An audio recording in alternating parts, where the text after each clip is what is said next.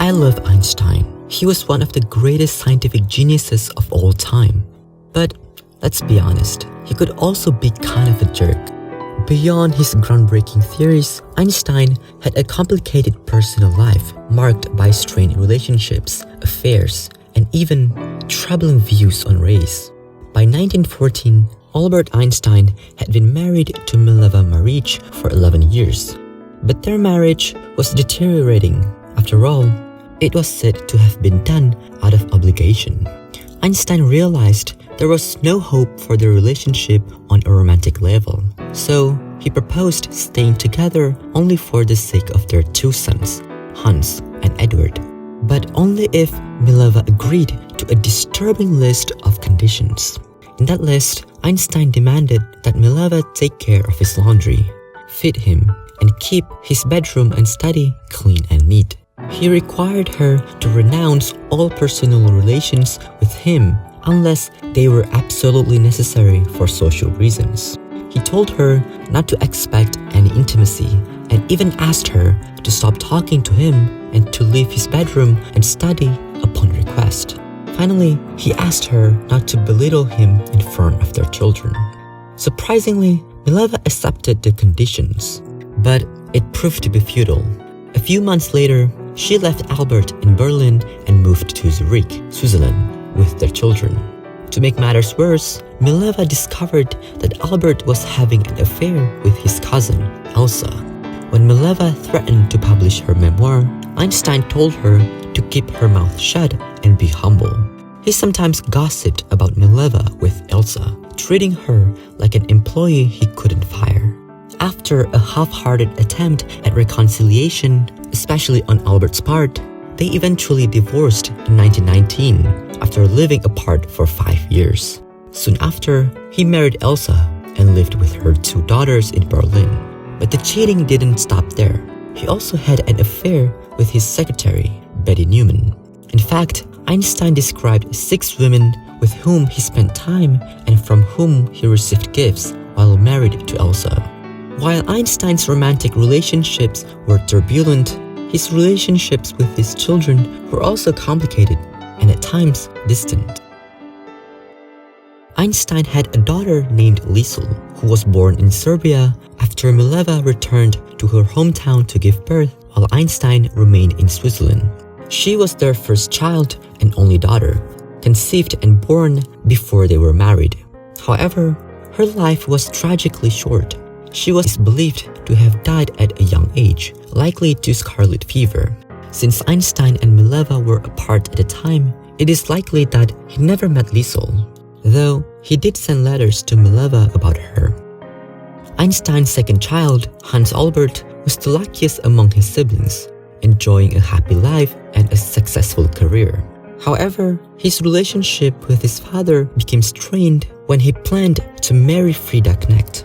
Albert strongly opposed the marriage, claiming that Knecht was too old and genetically inferior due to her small stature. He even went so far as to say that having children with her would be a crime and that everything should be done to prevent such a catastrophe. Very dramatic. The last child was named Edward, nicknamed Tete. He was very bright and loved to read, with an interest in poetry and music, just like his father. However, his childhood was disrupted by his parents' divorce in 1914, when Einstein accepted 3 concurrent positions in Berlin, including a professorship at the university. Mileva didn't like Berlin, so she moved to Switzerland with her children. However, Edward's life didn't turn out well, as he later displayed signs of mental illness. This took a toll on Mileva, who had difficulty handling the situation emotionally, eventually leading to a state of depression. Soon, Edward was admitted to a psychiatric hospital in Zurich, where he was diagnosed with schizophrenia and received residential treatment. Einstein described Edward as someone with a delicate nervous system, and even referred to his offspring as genetically inferior. This is not shocking, as he once considered valuable people as those with superior intellect, while those who were less imaginative and average were deemed expendable for war. When one of his close friends, Paul Ehrenfest, had a son with Down syndrome, Einstein approved a plan to hand him over to impersonal care, believing that valuable people shouldn't be sacrificed for hopeless causes. The situation took a turn for the worse when the Nazis took power in Germany in 1933. Albert was forced to leave Germany and move to Princeton. Hans Albert relocated to Dortmund, Germany, and later to the US, leaving Mileva alone with Edward in Switzerland. Her depression worsened, as did her financial situation. In her desperation to get help for Edward, she wrote to Carl Jung, but received no response. Mileva died in 1948, leaving Edward essentially abandoned at the hospital for the rest of his life. However, despite his mental illness, he was still able to engage in creative expressions and poetry. He eventually died of a stroke in 1965 at the age of 55. It's a shame to think that if he had been born today, his life could have been radically different with treatments available now. But life is often tragic, and that tragedy is expressed in one of his poems. Despite the strained relationships with his sons, Einstein often wrote to them and occasionally took them on vacations. Some have argued that Einstein could be perceived as racist, especially after his travel diaries were made public.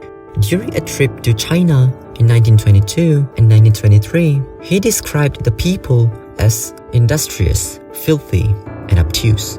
He said that the Chinese don't sit on benches while eating, but squat, just like Europeans do when they relieve themselves. He further remarked that it would be a pity if the Chinese were to supplant other races. In a letter to his stepdaughter, he mentioned that even those who were reduced to working like horses never gave the impression of conscious suffering, comparing them to herds and remarking that they behaved more like automata than humans. He also commented that both genders looked the same and even questioned how men could be attracted to women enough to want to have offspring with them. When he visited Colombo in Ceylon, now known as Sri Lanka, he commented that the people lived in great filth and a considerable stench at ground level. He also noted that the people did little and needed little, living a simple economic cycle of life. His perceptions of the Japanese, however, were somewhat more positive. To him, the Japanese were unostentatious, decent, and appealing.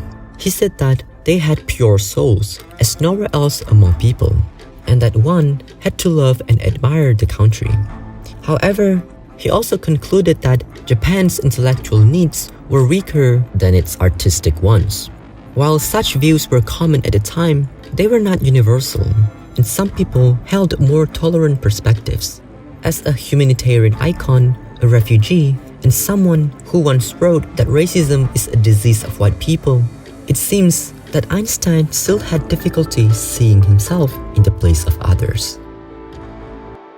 The things we hear about Einstein can be shocking and even disgusting, but expecting scientists to be as pristine as their theories is unrealistic. It's important to accept and acknowledge their human side, and apparently their dark side, as they are human just like us. But we can't ignore their good sides either, and that's what makes us human, the capacity for both good and bad. However, we have the capacity to learn and improve, and that means we can always learn from our mistakes and strive to be better human beings. Thank you so much for watching, and a special thank you to my Patreon supporters. If you like what I do, please consider liking, commenting, and subscribing. It really helps me out. If you would like to go further, you can support me on Patreon, where you'll get access to some bonus content. Thanks again, and have a great week.